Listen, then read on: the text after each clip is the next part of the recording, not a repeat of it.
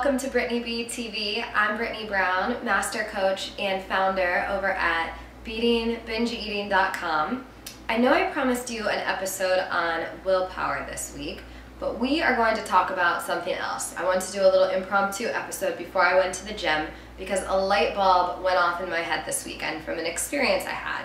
I want to share that with you, and I'm also going to talk about finding the perfect diet for your specific body, not someone else's. So this weekend I had a photo shoot. Nothing crazy. I wanted to get some new fitness shots for the site, and I also just wanted to get a few lifestyle shots and do some fun things with the photographer that I've been wanting to do for a while. The shoot went good, but this is the thing. The 3 weeks prior to the shoot, I was driving myself insane. Actually, just about 3 weeks out, but then I snapped back into reality. So this is what I did. I really don't have many thoughts about food or my body or anything anymore. I just kind of naturally choose healthy things. I choose things that make me feel good, and I love working out and fitness, so I work out and move daily for the most part. For some reason, the shoot added all this pressure about my body, like what I wanted to be in the best shape possible. I was worried about what people were gonna think. I was putting all this stuff out there into the world about, fitness and health and wellness and not overeating. Like, what if I looked fat on camera? I mean, the thoughts went absolutely crazy in my mind. And what I thought to do, what I thought the best option was, is what I tell my clients not to do, and that is to control it. So this is what I did. I sat down, I started thinking about what to eat, when to eat, really structuring everything, what foods to take out, not what foods to add in, which ones to take out. I thought about kicking out my workouts and then tapering them off before the shoot, and all this crazy stuff that I used to think about 5 to 10 years ago started kind of coming back, and I didn't really do much about it. I kind of just observed. I cleaned a few things out of my diet, but I had so much anxiety about my food, like my body, food, all this stuff. This is what happened. Within 3 to 4 days, my cravings were through the roof, out of control, crazy cravings like I haven't had in years, and I gained almost 3 pounds out of nowhere, no reason. The scale doesn't really budge much with me, so this is just kind of crazy out of nowhere, and it wasn't going away. So what did I do? I kicked all the rules to the curb. Prayed and not to lose the weight, but just for some sanity. I got centered, did a few things to kind of center myself, and I totally broke that old pattern. And once I brought some relaxation to my body, I barely really worked out because I had so many crazy things going on, launching the site, launching the videos. I didn't think about what I was eating. Those 3 pounds came off. Another pound actually came off just because I was doing so well.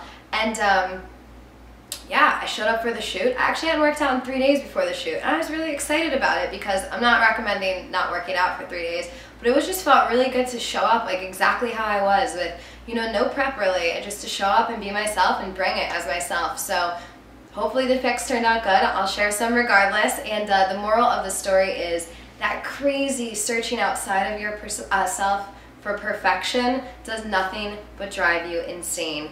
Thinking about trying to control your body into submission will drive you crazy. What happens is when you think about food, what to eat, when to eat, all these things, or you think about your body, what you focus on expands. So if you're putting all this anxiety, negativity, stress out into the world around food, eating, and all that, what's gonna happen? Your body's gonna be fixated on food, or your mind's gonna be fixated on food nonstop, and that's gonna cause cravings. It's also going to activate a stress response in your body. I'll put an article about stress, digestion, and metabolism below, but know that if anything can kill your weight loss journey more, it is stress, 100%. One of the most dangerous and toxic emotions or physical feelings, chemicals, everything in your body that you can possibly produce for health and well-being, and for your metabolism, and for the way your body breaks down food. Another thing about searching for the perfect diet, and what I mean by this is, I'm sure if you are predisposed to anything, any compulsive things about your body, food, thoughts, anything like that. It's very easy to be on Google, to be looking at what she's doing for her diet or he's doing for his and adjusting yours and according to all these things outside yourself that you hear and get told from hundreds of different conflicting theories. The only true nutritionist is you, inside of you. The problem with doing these lists of good and bad is if you stray from it at all, you have that guilt and that shame tied to it. And when that's all you know how to follow, some external plan, something outside of yourself, you lose hunger cues, you lose the relaxation response, you lose when your body needs food, when your body needs fuel. You're eating off of a piece of paper and a meal plan versus giving your body what it needs to thrive.